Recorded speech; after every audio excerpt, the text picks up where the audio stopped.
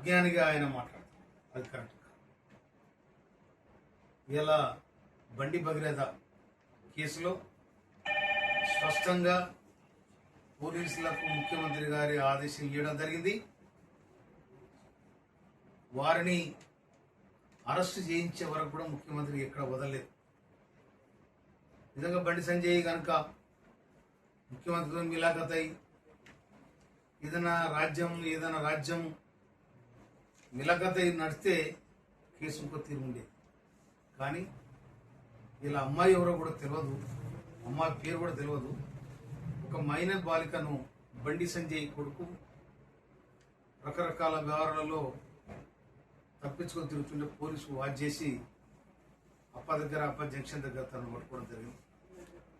కనుక కేటీఆర్ మేమే చేసినాం అనేది వాళ్ళు గొప్పగా చెప్తా ఉన్నారు.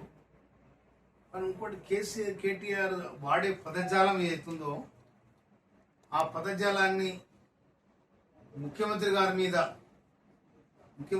చిన్నపిల్లగాడు కాదు, ఈ రాష్ట్రాధినేత, ఈ రాష్ట్రానికి అడ్మినిస్ట్రేటర్ ఆయన, ఒక పార్టీ తరఫున ముఖ్యమంత్రి ఆయన. కానీ కేసీఆర్ ముఖ్యమంత్రిగా ఉన్నాడు, ఎవరు కూడా కేసీఆర్ ఇట్లా మాట్లాడలే.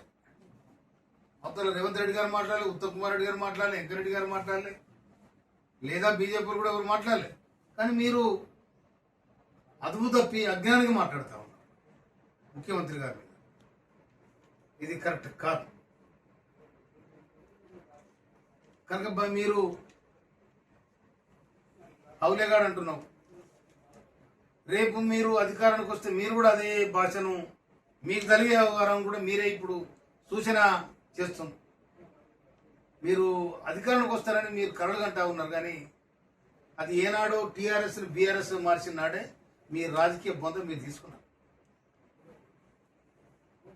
తెలంగాణ ప్రజలు కట్టబెట్టిన నాయకత్వాన్ని, రాష్ట్ర ప్రభుత్వాన్ని వేలాది మంది కొట్లాడి శ్రీకాంతాచారి, వేణుగోపాల్ రెడ్డి, భీమనాయకు, విమల, యాదయ్య ఇలాంటి వాళ్ళు ఏళ్ల మీద 100 పేర్లు చెప్పచ్చు.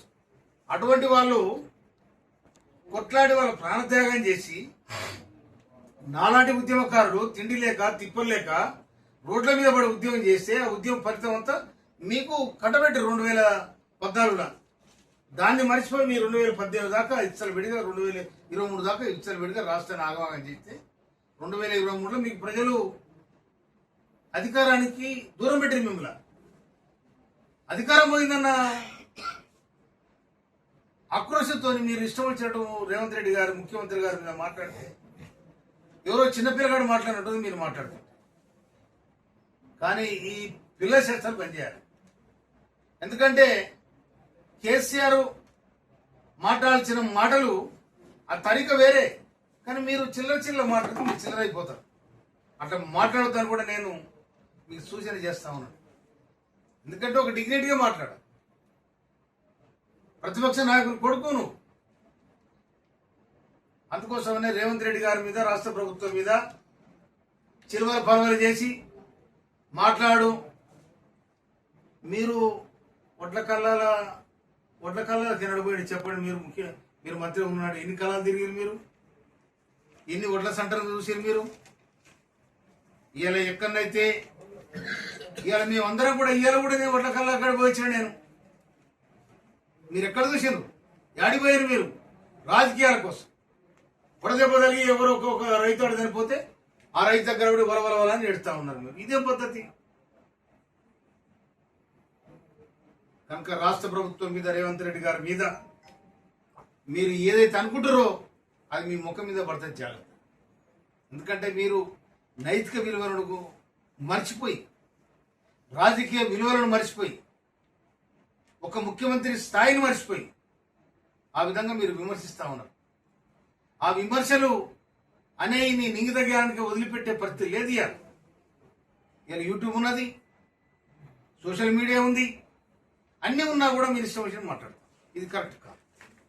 కనుక కేటీఆర్ని విధానాన్ని చేంజ్ చేసుకోవాలి.